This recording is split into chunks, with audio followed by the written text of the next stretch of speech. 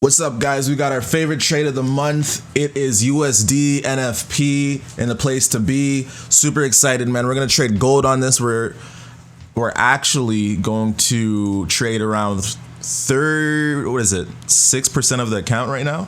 So let's go in, look at what's going on in the markets. If we look at this chart right here, let me just go show you some stuff. Look at how crazy gold is moving before. Was that 348 pips? Oh my God. We are going for the 68. Hold up. What am I trading? How much would 200 pip stop loss be? 23?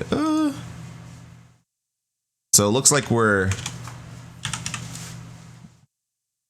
gonna have quite a bit of the account exposed, to be honest, because this thing is moving like crazy. How much can it move in 1 minute? This thing is moving 200 pips. This is insane.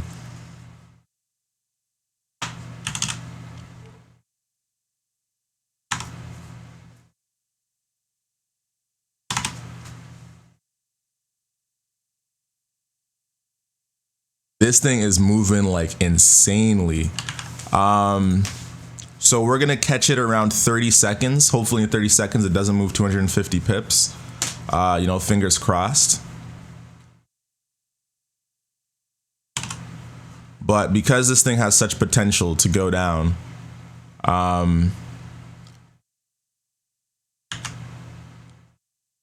like I want to catch it around here. This is like 2,000 pips basically it can move.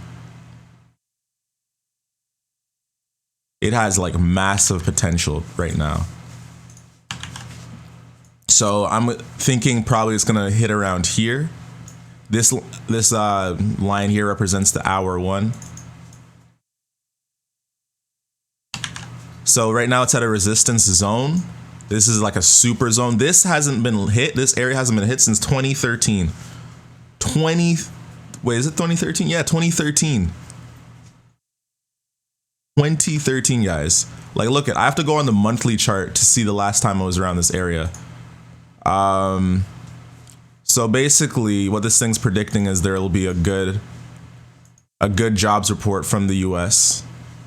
Even with all that corona news, you know. We've had it creeping up before in the hours before up to this line here.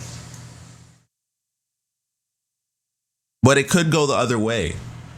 We do have a 250 pip stop loss. If it goes up, since it's been trailing up the whole time, it should not blow past my stop loss. You know, should not is the key word, but you know, this is news, anything can happen.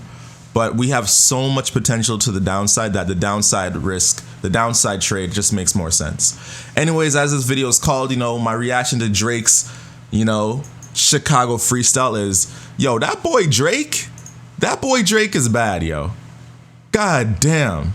He said truck to the plane to the truck to the hotel lobby. Me, I go through underground garages. You know what I love about this song, honestly, is it's just so real. You know, just all about Drake being this dude who, of course, every time he's in a city, hits up a girl. You know, sometimes the phone doesn't ring through. Sometimes they can't meet up. They got a man.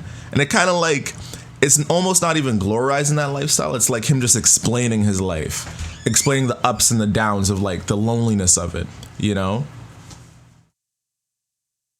And I just been on and on repeat. Like, I haven't heard Drake drop a 2-song track that goes that hard, like with Chicago Freestyle and Say When, Never Say When, or whatever it's called, since like, honestly, Marvin's Room. That's the last song I've really felt that when Drake instantly dropped, it was just absolutely fire. So I've just been putting on repeat. I am waiting for the album, and hopefully he drops it in June. Who knows, but I think when that album drops, straight fire. So again, we have CAD and the USD NFP today. I'm trading it on gold, so it's basically going to be affected by the USD. If we read the unemployment change, if we read this hot fire, basically, this is a vital economic data released shortly after the month ends. The combination of importance and earliness makes for hefty market impacts. Let's read another one of these just to give us a full idea. So this is a jobless rate. Percentage of the total workforce that is unemployed, actively seeking employment during the previous month. So again, it just gives you a picture of how the economy is doing.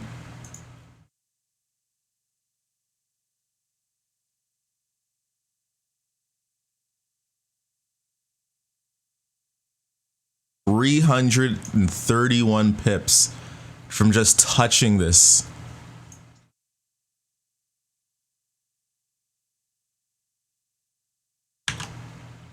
So for me to even think this is buys, it would probably have to come at least down to here, which it's not.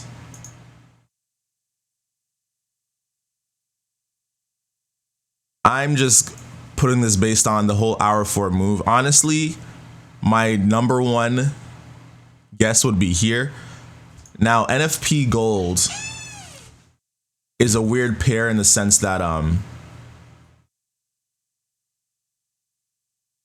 it's a weird pair that after the first 10 seconds of this trade, like I expect like a whipsaw, you know? I almost can't even put any buy limits on a pair like this because, as you know, this pair has been moving so much. You really don't know. You really have to have such a wide stop loss if you're gonna be trading any sort of buy limits on this. So I mean, with gold, if gold goes down, that means we should be expecting a great day for stocks, but who knows? But I do expect this thing to explode down.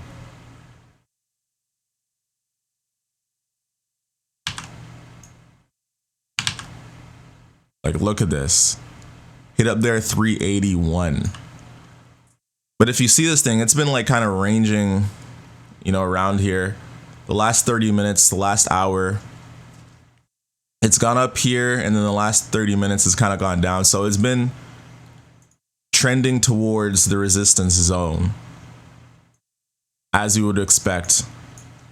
I think everyone's kind of seeing the same move here.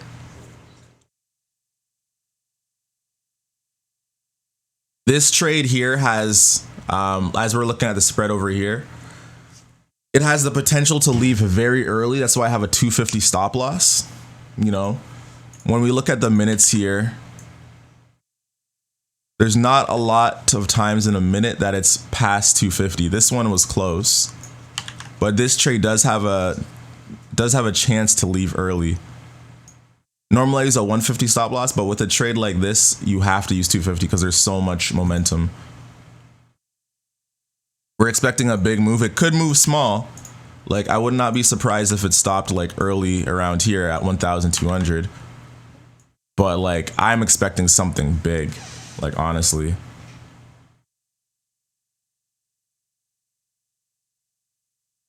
All right, we got a minute left. Gold is at 40 spread. So this spread is killer. We got one in.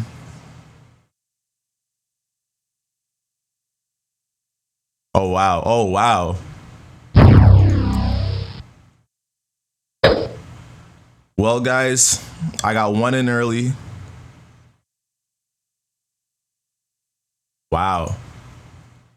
All right. Let's get another in.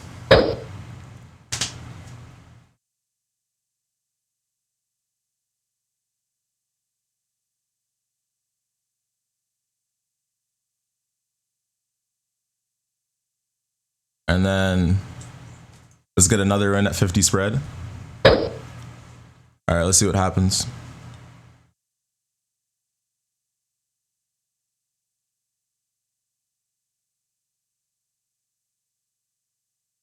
It could wick up. Uh-oh, my thing froze.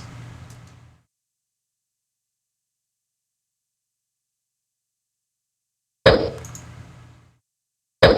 let's cut it out before wick. So guys, in total we made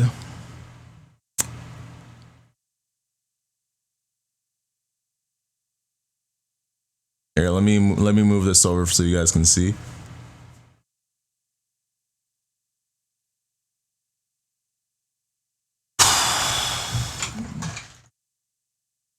So in total, we made around $200.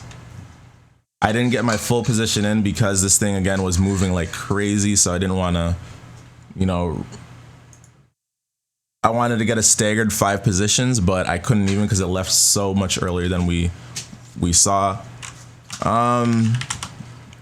If we look at the count, it's at 489 now. If we divide that by 3,868, we did around 6% today. So that was what we were risking. We were risking 6% to make 6%.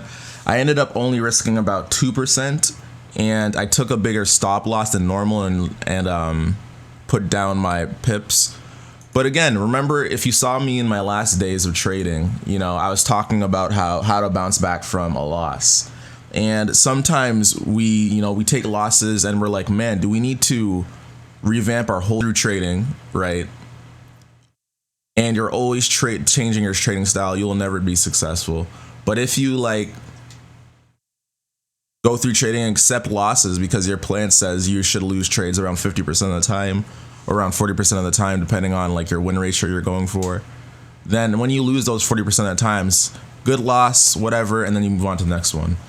Anyways, guys, thanks for rocking out with this video. I will be back trading on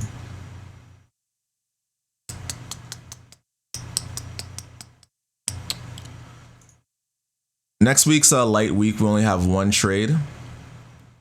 Oh snap, we got 2 trades now. Wait, next week is March 17th? No, it's not March 17th.